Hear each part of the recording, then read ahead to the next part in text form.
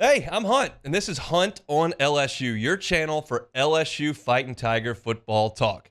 Enjoy the video. We want you to leave a comment below, hit that like button, and subscribe right below the video. Enjoy. Let's talk some football. I'll tell you this. The folks over at EA Sports, they know their marketing. They are doing a masterful job with the rollout of this college football video game. They are building until the release, and they're releasing different aspects of the game week over week. And today, they released the top 20 environments in college football. And I realize that there's a majority of you that listen to the show that don't give a rip about video games. Like, that is the majority of the listenership. However, this is a little bit of a talking point with college football. I don't care about how to play the game, but it's just the respect that different stadiums get around the country. And I think it's an interesting summer talking point. I probably wouldn't do this on the Thursday before LSU played USC in the season opener, but here in the middle of June, I feel like it's reasonable to dive into this. LSU, I won't bury the lead. LSU is number 3 on this list in terms of most intimidating venues in college football. Now, there have been a lot of people, unbiased or not fans of LSU, who have jumped in and said LSU should be number 1. But LSU's number 3 here. The 2 in front are Bryant Denny Stadium, University of Alabama. They're number 2. And Kyle Field at Texas A&M, number 1 most intimidating environment in college football. Now, I think all of you are pretty aware of my feelings about LSU. I think you're pretty aware of my feelings about Alabama. I think you're pretty aware of my feelings on Texas A&M. So we'll get into it and kind of talk about what I think. A lot of people find that Bryant-Denny Stadium is not a super intimidating environment to play in. It's a little bit of wine and cheese. They're a little bit entitled. I have seen Bryant-Denny Stadium at its absolute best. I was there in 2011. I was on the field pregame. I was on the field for overtime. That was an amazing environment to be in. It was 100% full an hour before kickoff, and it was at full throat all night. It was unbelievable.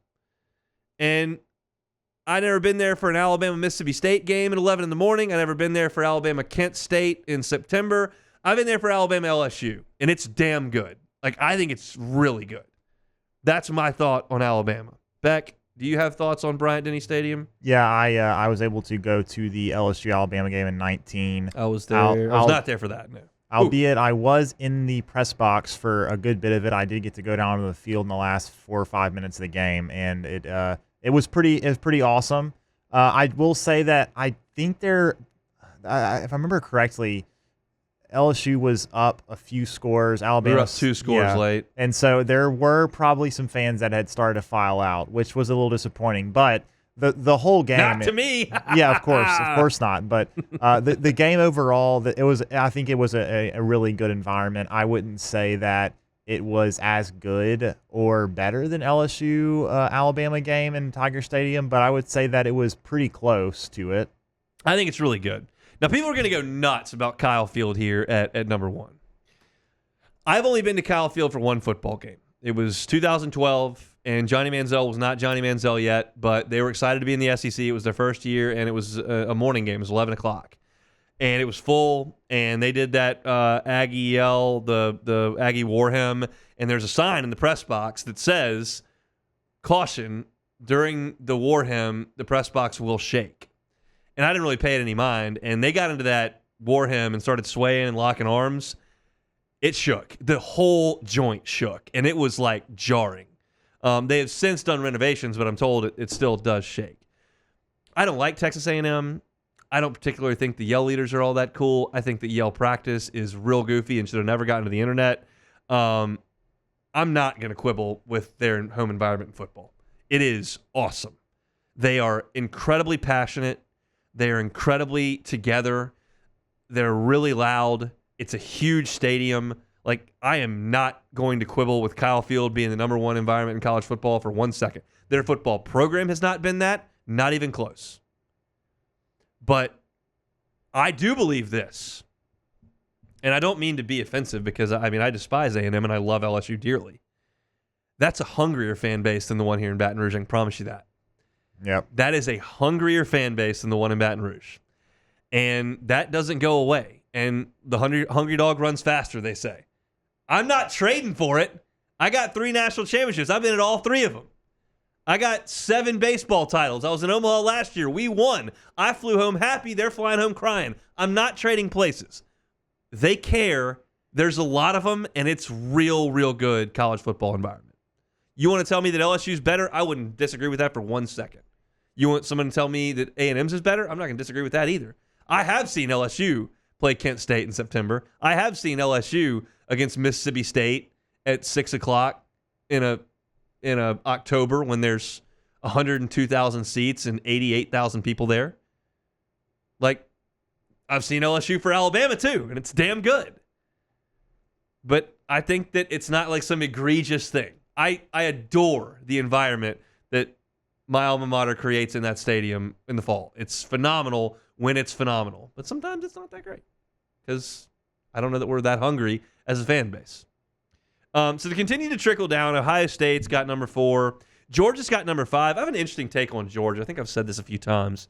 I've been to that stadium for LSU games twice. I went in 2009 in the crazy end where A.J. Green got an excessive celebration and then Charles Scott got an excessive celebration and LSU ended up winning a game that was started by Jordan Jefferson and Joe Cox. And I thought, man, this is just not a loud stadium at all. I was down like real low in my student tickets right by the hedges. I actually had my hand on the hedges at one point. I was real near A.J. Green when he caught that touchdown late in the game. I was like, this place is not that loud. I went back in 2013 for the Murray-Mettenberger shootout. It was real loud that day. I was in the press box for that one. So like that, and I feel like I've had that experience at a lot of different SEC stadiums because I've been to quite a few now. I've been to Florida for Tebow. I've been to Florida for Will Muschamp. I've been to Tennessee for a really good game in 2006 with Jamarcus Russell in overtime. I've been in 2011 when we beat the brakes off of them. I've been to Ole Miss and Mississippi State for good and bad.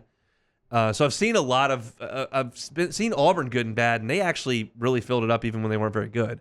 But Georgia was one of those that I feel like I had a really polarizing view. I think now that they've kind of cultivated a machine over there, it's probably better than it was certainly when I went initially. But I don't have any problem with them being up there. They got Penn State at 6, Wisconsin at 7, doing the jump around thing. Oklahoma at 8. I'm curious to go there. I will one day. Florida State at 9 and Florida at 10. That leaves out of the top 10 Oregon, Tennessee, Auburn, Michigan, Texas. Your thoughts on any and all of that, Beck? I will say that I am a bit surprised that Florida is not inside the top 10. Yeah. Being 10, I think, is okay, but I think Florida is usually considered one of the toughest places in the SEC to play. And to me, like you said, I've watched Oklahoma games. They definitely have a great environment, but Florida to me is always one that is a very tough environment. Even when they haven't been good the last few years, it's still always a pretty good environment. So I'm surprised they're not in the top 10. And then I think Clemson gets a lot of shine as well. And I think a lot of the Clemson fans will probably be upset they're not in the top 10. But I know their environment. And Tennessee, Tennessee is just huge. It's just massive. It's huge. It's just so big. It's a huge erector set. Is what it looks like. It's got it looks like metal going everywhere, but it is a big old ball yard. Florida, I went in 2006 and 2008. They won the national championship both years. Tebow was there both years. I was there for the jump pass, the whole thing. And it was incredible in 2006 and 2008. I went in 10 and 12. 10 was okay. 12 was a ghost town. It was just quiet. The student section had a lot of holes in it. That was Muschamp era. Like they just weren't really feeling it for whatever reason. So that's just one of those that I've kind of seen awesome and I've seen not very good. I would suggest that Florida doesn't quite have the passion that some of these fan bases have. It's more of a sidewalk fan, situation because the state of Florida has so many people there that aren't from the state of Florida that live there. But yeah, you can have an incredible environment there. If I was to take one team outside the top 10 and put them in, and I haven't been to Virginia Tech. I don't know. Cool entrance, I guess, with Enter Sandman. I don't know. But Auburn needs to be in the top 10, and they're at 14. I've seen that place with Cam Newton, and I was there for the controversial no-call early Doucette thing. I was there for both of those, And I was also there when they were atrocious with the end of the Gene Chizik era when they couldn't score a point and they had Kyle Frazier playing quarterback. No matter what the situation with Auburn, they show up. And it's usually pretty loud. And I think I'm a little biased on the LSU Auburn game because I feel like it's just such a great uniform game. I always just feel like it's a great environment. But I think Auburn is in the top 10. I would put Auburn in front of Florida for sure. I feel like Auburn belongs in front of Oklahoma, although I've never been there. I'll give Oregon their props. It looks great on TV. I think Florida State's good. But I think it's a little smaller. I don't know. That's one that I may never get to. But Auburn's the one here that I look at and go, that's one that needs to be bumped up a tick. And then one more, Davis Wade at Mississippi State should be ahead of 25. I still think that ringing cowbells is flagrant cheating. I don't know why Arkansas is 23. Yeah, I don't have any respect respect for that belong, environment honestly. at all. I would probably take Ole Miss over Arkansas. I've been into Arkansas Stadium once. Mettenberger in 13. Jarvis Landry, one-handed catch. The caveat I will say about that, because I went to War Memorial a few times, which is just a dump, but I went to that one in 13. I went to Arkansas in 13, and it was freezing cold, and I was covering the game, so the press box was shut. So not a great representation of what that environment can be, but I don't have a lot of respect for Arkansas's home field environment. It's a beautiful stadium in terms of like where it's at. Yes, it's great. Fayetteville, I love. Yeah. And Myers and Hunt will one day go to a series at Baum because I have to see that. And I think the world of Fayetteville. I think nothing of D.W. Reynolds Razorback Stadium, like nothing at all. So there's a look at your top 25 in college football. LSU comes in at number 3. Kyle Field. Toughest place in America to play, says EA Sports. Hey, thanks for watching Hunt on LSU. Before you get out of here, do us a couple of favors. Hit that like button, leave your comments below, and subscribe to the channel for all your Fighting Tiger football talk. See you next time.